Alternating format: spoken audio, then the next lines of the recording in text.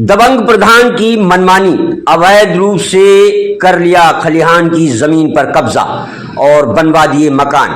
मामला तहसील बांगरमऊ जिला उन्नाव की क्षेत्र ग्राम सभा कलवारी का है।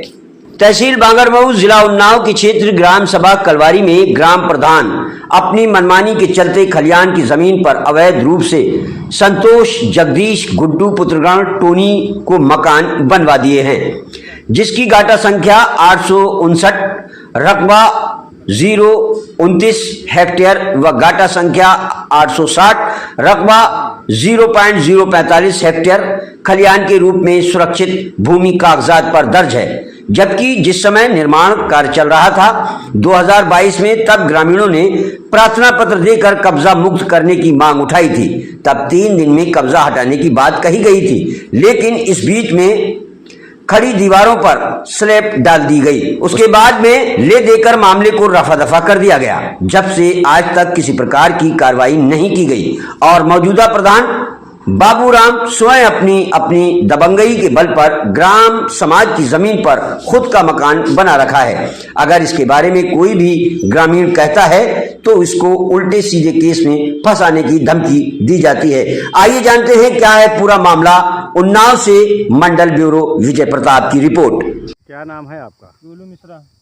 पिता का नाम? राकेश कुमार मिश्रा। कहाँ रहते हो? ग्राम कलवारी। एक ये बताइए, आपके गांव में कुछ जीएस की ज़मीन थी, उस पर किसी ने कब्जा कर रखा है। ग्राम की हमारे गांव में जो जीएस की ज़मीन थी, उस पर मेरे यहाँ के मौजूदा ग्राम प्रधान खुद उन्होंने पहले बात तो अपना मकान बना के रखा है। आबादी की ज़मीन में कम से कम 2400 स्क्वायर फीट में अपना मकान बना के रखा है। और जो जीएस की ज़मीन है वो एक दूसरे को दे रहे हैं गाँव में, अपने सगे संबंधियों को, और उनसे पैसा ले रहे हैं और अपने परिवार में दे रहे हैं। ये मकान जो है किस रोड पे है? ये मकान दसगंवा रोड पे। दसगंवा रोड पे।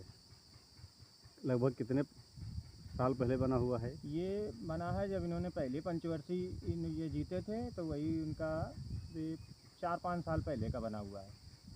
पहली पंचवर्षीय जब जीते हैं उसके 2-3 साल बाद इन्होंने बनवाया है इसको।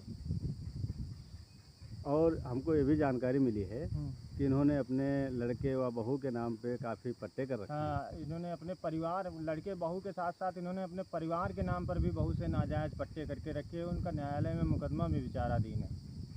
अभी कोई कार्रवाई नहीं? अभी कोई कार्रवाई नहीं है। और गांव में अगर कोई इसके खिलाफ आवाज़ उठाता है तो उसको ये लोग धमकी देते हैं। कहीं कहते हैं SC/ST लगवा देंगे, कहीं कहते हैं तुमको 76 या पॉस्को एक्ट में लगवा देंगे। एक बार हमने किया भी था इन पर कंप्लेन, तो उसके इन्होंने हमको गाली गलौज किया था, गांव से भगाने की भी धमकी दी थी, जिसका ऑडियो रिकॉर्डिंग मेरे पास अभी तक सुरक्षित है।